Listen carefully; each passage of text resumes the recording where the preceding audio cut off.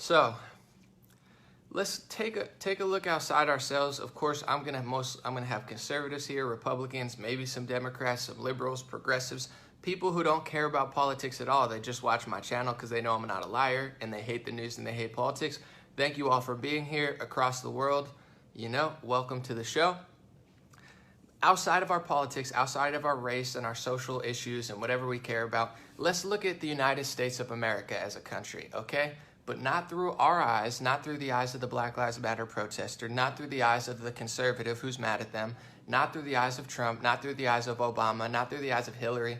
Let's look today through the eyes of what I would say are enemies, and I'm not even going to call them enemies. Let's just say other countries that are competing with us. Many of them. China, Russia, you could name dozens. Some people think are allies. Saudi Arabia, Israel. Some people think they're not good allies. Some people think they are. Whoever it is, say in the global scale of competition, look at other people, especially the people who we actively fight against and do trade deals against. What would they want? If they want to become the superpower of the world, they wouldn't want us to have borders. This was a conversation that was had in, liberal circles for the last 3 years. They've went from Barack Obama, who, I don't know if you guys know about Barack Obama, him, Chuck Schumer, all the Democrats, they used to say we need to build bigger fences, we need to build a wall. They said, let's deport people.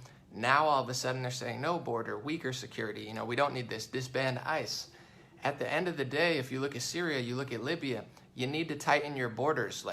Race aside, that's just a modern day security system for your country. So if you don't have borders, outside of us, outside of the activists, who likes that?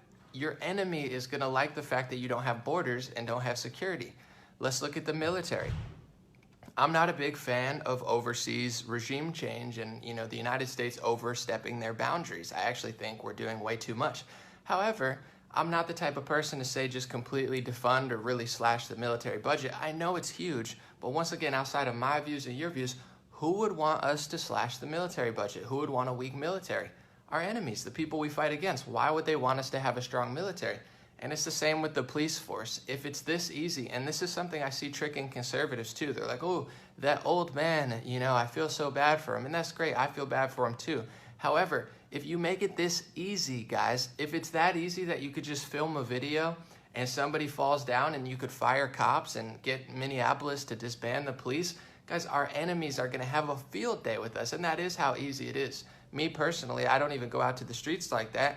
I'm getting 8 million views a week. I know how to get 100 million views a week. I'm not saying I want to or I want to go, but it's easy to frame something. You go to a protest, you find something crazy, it goes viral. I'm not saying it's super, super easy, but pretty much if you know the formula of what's going on, you could either find a real event and milk it, or you could stage an event pretty easily now. I mean, that's how social media works. So if you don't understand that our enemies and the people that don't like America and would want to see us destroyed and ruined in a third world country and possibly enslaved, if you don't understand that their agenda links pretty much with the Democratic Party's platform now and a lot of liberal progressives, no border, weakened or no police, no ICE, who does a lot of human trafficking stuff. I'm talking about no, weakened military.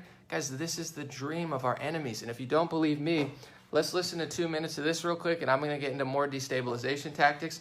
This is Yuri Bezmenov. He was a KGB agent, and he defected to the United States because he thought what they were doing was sick. And he told his story. He told it on CBS. He told it on multiple ones. Here's a long-form conversation he had explaining why the KGB, when they were trying to destroy the United States, they don't mess with leftists. They try to infiltrate conservative circles to turn them into that. And it's very common sense why, outside of your own beliefs. Listen.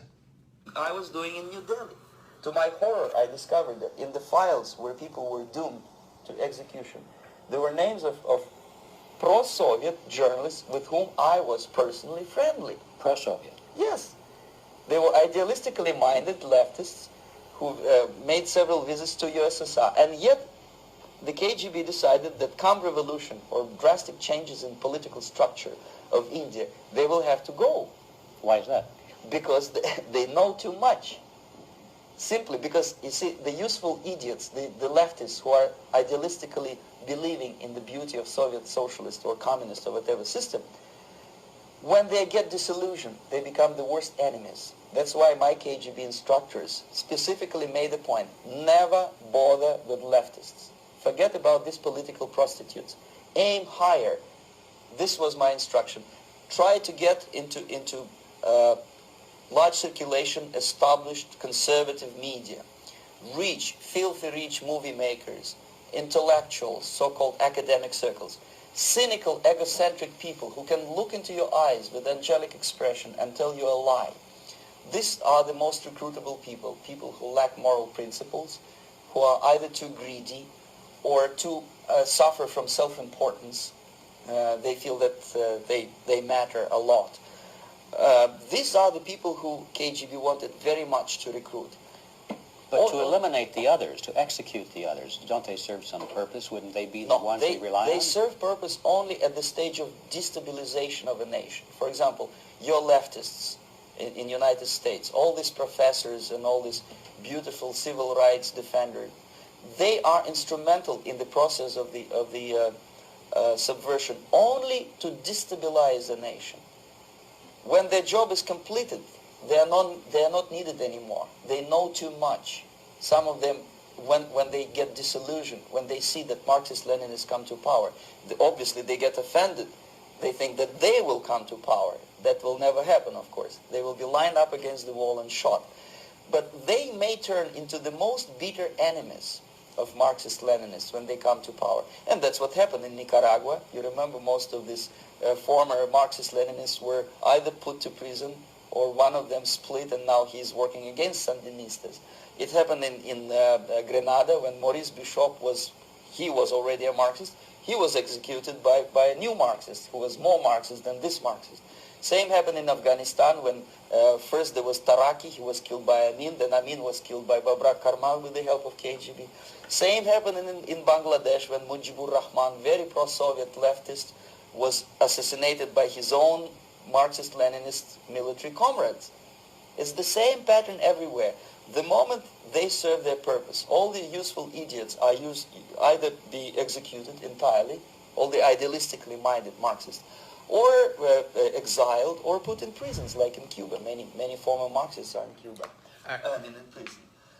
It's a great video. Look up Yuri Bezmenov and you'll be able to find it. Y-U-R-I Bezmenov. You'll figure it out. So he explained, this was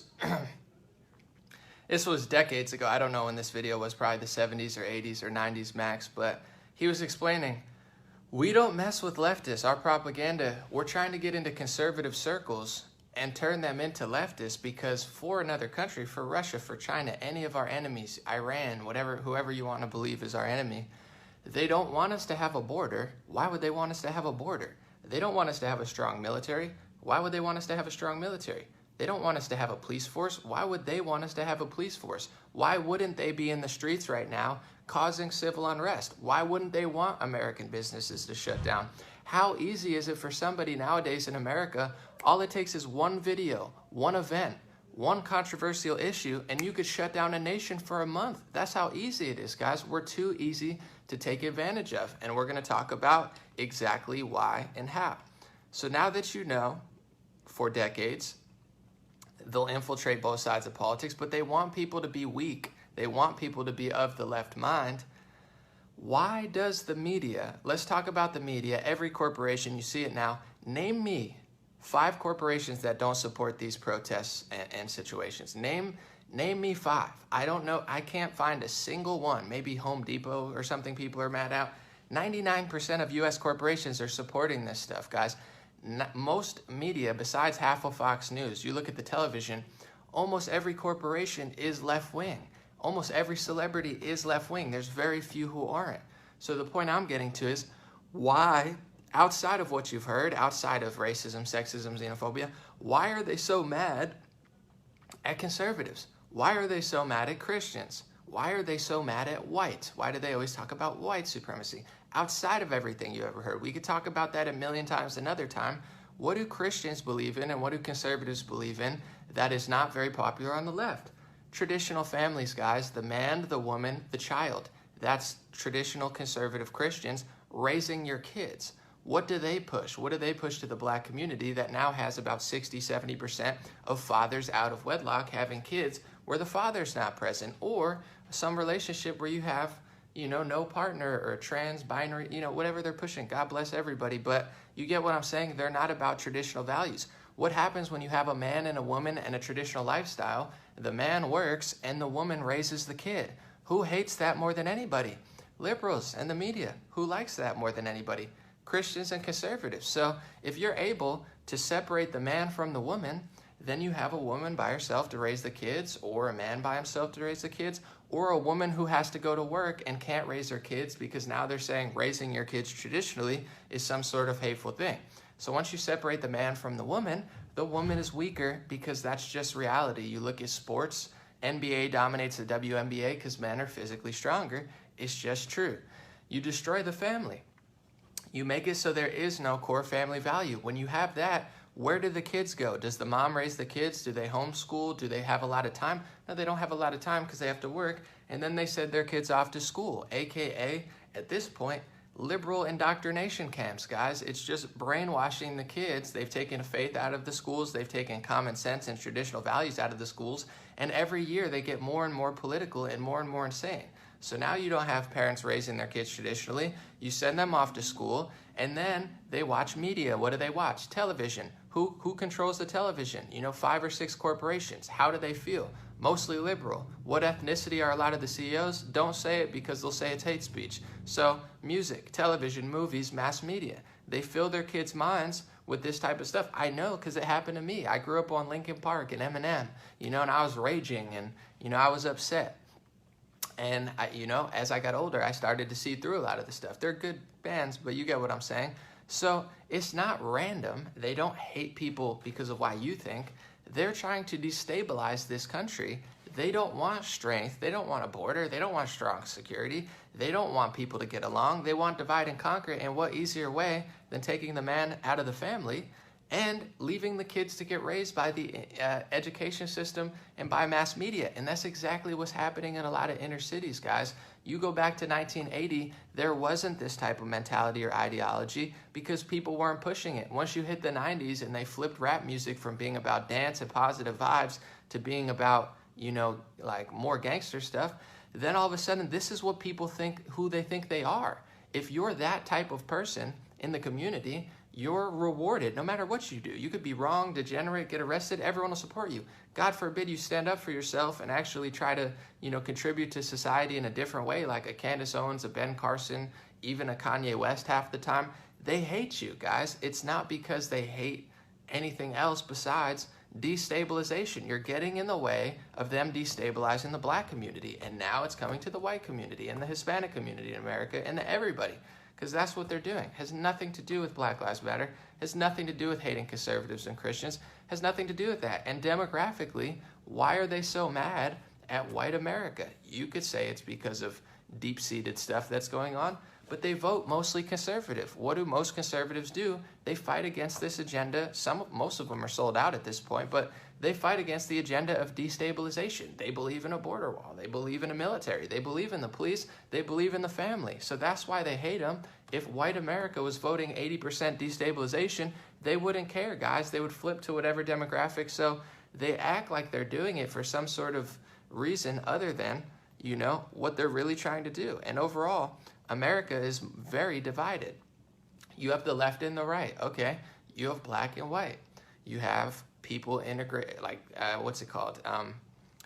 arguing within conservative circles, whatever. It's good to have discussions, but overall, if you look at America, we have a really great strength and a really big weakness. It's the same thing.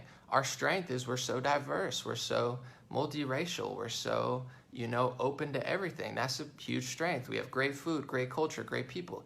But also, it's our biggest weakness because now we're split into a million different groups. In Japan, it's 98% Japanese. They can have other people come in. You could be black, you could be white. They're not going to be racist towards you. However, they have a strong set of rules and beliefs, and that's why the city of Tokyo is clean. More people than LA, still much cleaner and much safer because they don't allow degeneracy. They don't allow filth. they don't allow crime. They don't look up to it like liberal media does. They look up to crime. They look up to degeneracy. They love you if you're a degenerate. They hate you if you're a model citizen, guys. And they're constantly trying to destroy anybody of any race who fights against that. And same thing with China.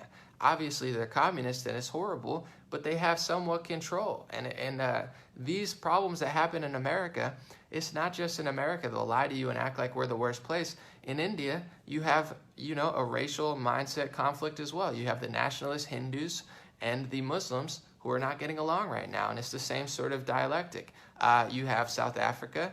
You have multiple problems. One, you have the South Africans have a problem with other Africans coming there, but also with the white minority. There's very big racial tensions because of history and because of what's going on now. So it's not really safe there, depending where you live, if you're of that ethnicity. There's these type of problems going on everywhere, but they've brainwashed people to not talk about them and just say, well, I'm right because I'm on this side. Well, I'm right because I'm holding a sign and I'm blocking traffic, so I must be the right person. No, you're just a useful pawn for their agenda of destabilization. Why would any enemy of America not want businesses to get shut down? Why is every corporation that told you to stay home for 3 or 4 months while you couldn't work out, you couldn't go to a restaurant, you had no social life, they're destroying your immune system and your health by basically just shutting down society. And then all of a sudden, in one day, they tell you to go out in the streets by tens of thousands, and the same celebrities and the same corporations and the same television stations and the same politicians that told you that you couldn't leave the house because you're going to hurt yourself and you're going to kill your grandma. Now they tell you to go out in the street for weeks at a time and just to never stop, and that you're justified in doing it. Because it's the same agenda, guys, from the COVID-19 shutdown to what's going on here. It's an agenda of destabilization. They're destabilizing the country. They're destabilizing the economy. They've already destabilized the family. They've already destabilized, a lot of society by convincing so many people that it's mainstream and cool to believe that police are bad, ICE is bad, borders are bad, military is bad. Guys, this is a wet dream of all the people who hate us. If we're going to go invade Syria, or we're going to fight China, or we're going to fight Russia, or we're going to fight Iran, or whoever, do we want them to have a military? No. Do we want them to have police? No. Do we want them to be weak? Yes. Do we want them to have a border? No. This is the enemy's dream, guys, and it's internal now.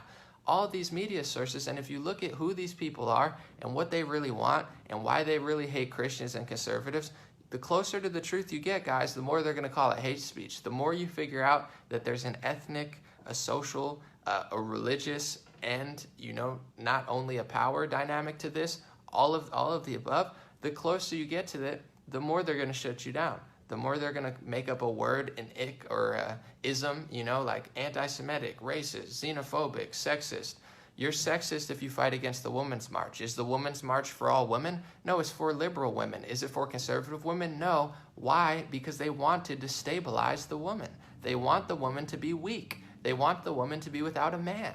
They want the women to hate their fathers, because if you don't have your father figure in your life, and you don't have a husband or a boyfriend in your life, and all the guys that you talk with are weak and pathetic, you're an easy target, guys, for everything. So the Women's March has nothing to do with the best interest of women. It's destabilizing the woman. So if you fight against their agenda of destabilization via the Women's March, they'll call you a sexist. If you fight against their agenda of destabilization with the Black Lives Matter protests, they'll call you a racist. If you ask the media executives who happen to be at the highest levels, most of them are Jewish, as they complain about white supremacy, if you ask them to have the same standards of treatment that they treat you and your ethnicity, for them, they'll call you anti-Semitic. So every step of the way, any way that you fight against any agenda of destabilization, they have a word to tell you. And it's the same with anything Muslim. God forbid you talk about it at all, they're going to say you're xenophobic or anti-Islamic. The irony there is a lot of Muslims are conservative, so you find out in the UK, it's actually Muslims who are fighting against the agenda of destabilization. Say what you want about Islamic countries, but they don't play liberal nonsense. They just don't. So in Saudi Arabia and in Iran, they have a zero tolerance policy for this stuff. I don't agree with it religiously. However, when they come to Europe, the conservatives complain because the cultures are very different. However, they do stand up to the liberal destabilization agenda pretty strongly. They do not play with that stuff. So let me know your thoughts in the comment section. Overall, You know, this is the divide and conquer in this country, and they're never going to stop, and they have so much ammunition, and if you really get to the core of what they're doing and why they're doing it, it's very not random, has nothing to do with Black Lives Matter, has nothing to do with the women's movement, has nothing to do with the Mueller report, has nothing to do with the Ukraine impeachment, has nothing to do with anything they say it has to do, and they're going to have a crafty way to shut you down no matter what. So here's what people have to do, and I'm saying this to conservatives. So many conservatives fall for it. They want brownie points from the liberals. You know, they want to act like they really care. Yep. I extended for an hour, okay? All right. So they want brownie points for the from the other side. And every week they say, I'm going to talk about this now for 2 weeks. Guys, it's all a trap. I forgot where I were. They interrupted. But we'll listen to my man Yuri real quick for a little bit, and then I'll answer some questions. Let's see what else he has to say. Interesting guy. Most of the Indians who were cooperating with the Soviets, especially with our Department of Information of the USSR Embassy, were listed for execution.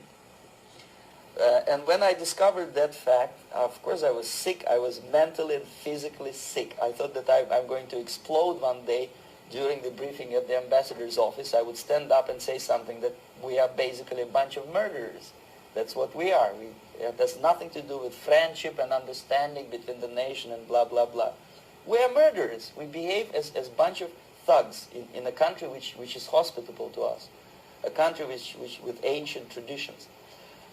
But I did not defect. I tried to get the message across. To my horror, nobody wanted even to listen, least of all to believe what I had to say. And I tried all kinds of tricks. I would leak information through letters or lost documents or something like that. And still I got no message. The message was not published, even in the conservative mass media of India. The immediate impulse to defect was Bangladesh crisis, which was described by American correspondents as Islamic grassroots revolution, which is and they have close contacts with radicals. Some of them were. Let's see. All right, I'll read a few comments and then I'm gonna take off. Someone said people are too lazy to get the facts. Some are, some aren't, but it's also a herd mentality. You get what I'm saying? And this is what I was saying before they knocked. Conservatives are giving up too much ground, guys. Even with a conservative Senate, conservative president, whatever, everybody wants to play this game of like, you know, and then I see a lot of black conservatives, which is good that they're debating, but I see like the Candace Owens, she comes out and says some real stuff. And then you have these other people who want to just be like, no, I disagree, which is fine. But they're like, you know, I know that she doesn't care about us, but it's like, it's always this little circus. They create a circus, they have an event, and then it's a circus for a month. We're not getting to the core of anything relevant. We're not getting to it. It's a trap. They got left from right, they got black from white, and then they subsect you into these categories, and then everybody plays this game of, no, it's like, it's the same story on loop. That's why even the right, they lose. They're getting their culture stripped, they're getting their strength stripped. That's why I stood up and said about the Buffalo police officer. I tried to tell people, listen, like half of conservatives that I follow are like, Anomaly, I disagree with you, Anomaly, and that's fine, you could disagree with me, but you have to understand, first of all, how easy is it for anybody to just take a video of an event, make it happen, force it to happen? They're never going to stop doing this, guys. You have hundreds of thousands of people in the streets, if not millions. You have thousands upon thousands of people looking for trouble, looking to be the next Cole Sprouse or Jake Paul who gets arrested, Mr. Famous, because they're looting or they're not listening to the police. They want something to happen, guys. They're looking for it every day. It's literally statistically impossible for something bad not to happen when you have tens of thousands of people in the streets wanting something to happen for Instagram. And then when it does happen, they say, oh my God, they shouldn't have touched that guy. They gave him 10 minutes to leave. They told him to leave. They said they're coming, and he walked towards riot police. Guys, I'm 30 years old. I know if I go to the protests, the peaceful protests, especially last week, I know there's a chance that I'm going to get injured or hurt. So guess what? Two options. Either I go and take the risk or I don't. I had many friends who went for video footage and they crushed it. Me personally, I don't need any more attention right now or press. I'm good. I'm staying out of the way. That's what I did. If I'm a 30-year-old and I know going to the protest might get me hurt, why doesn't a 75-year-old know? If you don't want to get hurt, stay home. He went to the protest. He stood where they told him not to stand. They gave him a warning, and he still walked towards riot police. Guys, he wants to get hit. And conservatives play this game. Look, oh, I could call out police brutality too because I'm a good conservative. Guys, you're playing their game. They're never going to stop because it's statistically impossible to stop. If you look at deaths in the country, there's 2 to 3 million a year. Deaths, all deaths.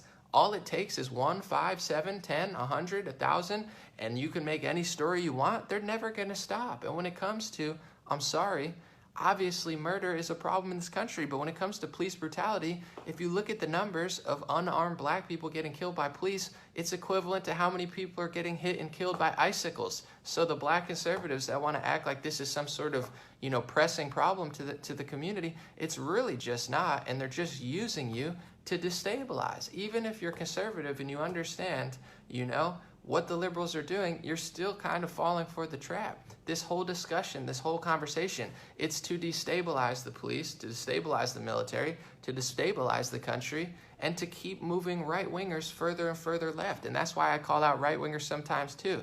I don't know if they're plants or not, or they're just influenced by money, or, like he said, I don't know, just not very honest or something. But the mainstream right is kind of like always on the defense, always on the decline. It's like, at what point do you just say, listen, I'm going to speak the raw truth, and I don't really care what you guys say. It's like they're not ever going to like you. They're not ever going to give you brownie points. And pushing this message of anytime somebody gets the result they were looking for just because he's old or just because he's a certain race or ethnic, it's so old. This story gets so old. Don't walk towards riot police if you're in your 70s and you don't want to get hit. Why is that even controversial? It's so pathetic, but whatever. All right, let's read a few comments and I got to roll out.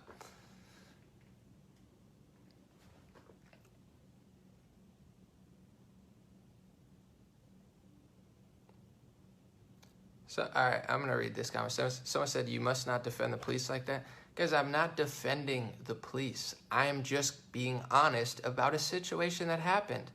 If I'm 30 years old and I know going to the protest might get me hurt, that's a decision I make, and many people have made it. If I'm 30 and I'm at the protest and I'm not getting hurt and I see the riot police and they say, leave this area and start marching. Guys, I wouldn't go anywhere near riot police in general. I wouldn't want to be within 20 feet of them. Do you know why? Because I'm not a moron, guys. I have common sense. I have self-responsibility. Even if I think the riot police are on my side, why would I want to be near a police officer with a shield and a gun?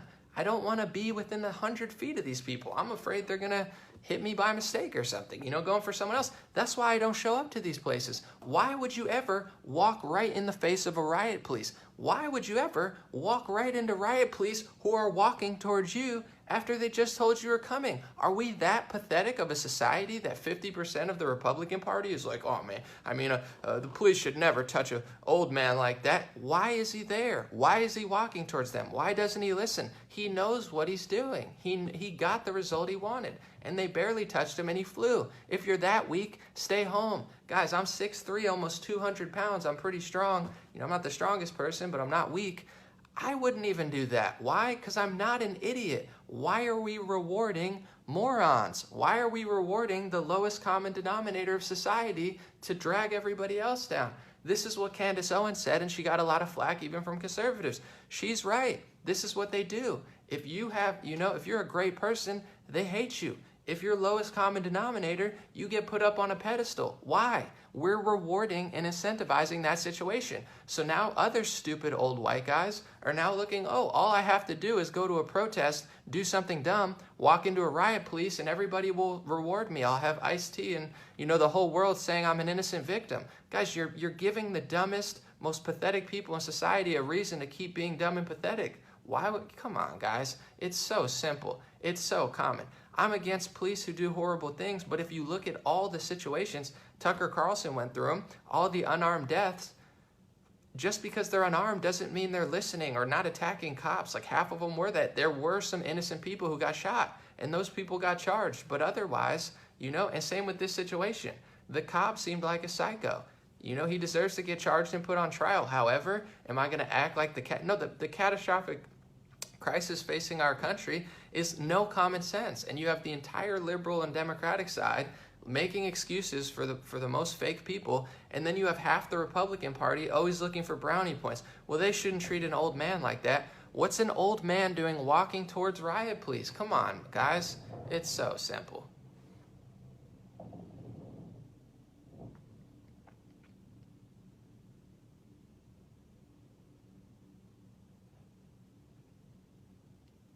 So I said the same thing. If the police are moving, you move. Guys, it's so simple. And I'm not a big cop fanatic. When I'm driving, I don't want to get pulled over. I don't want to see the police. I've been lied about by the police multiple times. I've gotten tickets for things I didn't even do. I fought them in court. You know, I'm not a big, like, #1 police fanatic. It's just like, if there's an event where people are burning stuff and throwing stuff and agitating, I don't want to go there. If I go there, I'm either going to take the risk or stay out of the way. If I take the risk and I go there and I'm in the way, I'm not going to stand where cops are walking. They probably told everybody, leave the area. And he just walks right towards moving riot police. And I'm even going to extend it, guys. Even some of the people who got the crap beaten out of them, it's hard to watch those videos on Twitter, but you see the videos of like random white people just getting beat up. Obviously, it's wrong what happened. I don't want to see people getting beaten up. But like a lot of them just stood there. They just stood and watched some dude run at you. If someone's running at me, either I'm going to hit them or I'm going to run away. You get what I'm saying? Like, that's self-accountability too. It's, you know, like people are just like watching people, like, I don't know. Maybe they're scared or something. I would run immediately, you know, or fight. It's like, you're just going to let someone beat you up? I don't know. It's, I can't. Whatever. Someone said old people use themselves because they think no one will hurt them. Well, also he was, he was on the side of the liberal protesters, so he probably thought, I have white privilege. I can walk towards the police and they won't hurt me because I'm white. And he found out what happens. They don't most of the time discriminate. They just do their job, and if you're in the way, they don't care, you know? And there's an old Chris Rock skit about this, guys. 99% of these situations could be stopped if people just had basic self-accountability. But this is why I can't stand the conservatives who bend the knee to it. You're teaching people that it's okay to be wrong. You're teaching people that it's okay to be weak and not to listen and to do things that are going to get them killed. When it's not on camera, if you do that same thing towards riot police in this country or another country, you're risking getting your life killed. And that's what I can't stand about the left. They try to tell the black and white youth that it's okay to do all this stuff, which is going to get you dead or in jail, which is probably exactly where they want you. So it's nice to tell the kids not to do this, okay? You listen to what these rappers are telling you to do, you're going to end up dead or in jail, and most of the rappers don't even do it. They don't gangbang anymore, most of them, and a lot of them don't even drink alcohol and do pills, but they rap about pills and alcohol. So if you do pills and drink alcohol, you might kill yourself. They're not doing it. They're profiting off you killing yourself. So there's nothing mean about this angle. It's not like I'm a bad guy. I'm trying to help people. Don't walk towards riot police, okay? That's very simple. If people had common sense and basic self-accountability, 99% of these things would never happen. But you have millions of people in the streets, tens of thousands of them are looking for problems. They're looking for their viral moment, and they'll have the entire left wing and half of the right wing support them no matter what dumb stuff they do. It's like jumping, yeah. And I say this, it's like jumping into a moving car, but also with certain things, I compare it to walking against a crosswalk. I don't know about you guys, but when I walk in a crosswalk, I have the right of way. I have the green hand or whatever it is, you know? That doesn't mean someone can't kill me driving. I've almost got killed twice in Koreatown. You know, they almost hit me because they were trying to take a left turn when I was walking. Thank God I was paying attention. Did I have the right of way? Yeah, absolutely. Would he have gone to jail for killing me? Probably. But do I want to die? No. So I pay attention when I walk across the street, even when I have the green light and they have the red light, or the green light and they don't understand that they have to use caution. That's simple survival methods, guys. I would have been killed twice in the last 3 years if I didn't pay attention. You get what I'm saying? I even helped my Uber driver not kill us. He almost went through a red light. I screamed stop because I was paying attention. He said, oh my God, I didn't even see that. I would have been dead 3 times, but I pay attention in life. You don't have to, but if you walk across the street, even with the right of way, that doesn't mean everyone's listening. And that goes for everything. It's like, do you want to die or do you want to survive? I don't know. Oh, I just want to walk into things all the time and just blame everyone else. Why? You know, like, and then you're going to have people defending those people. I don't know.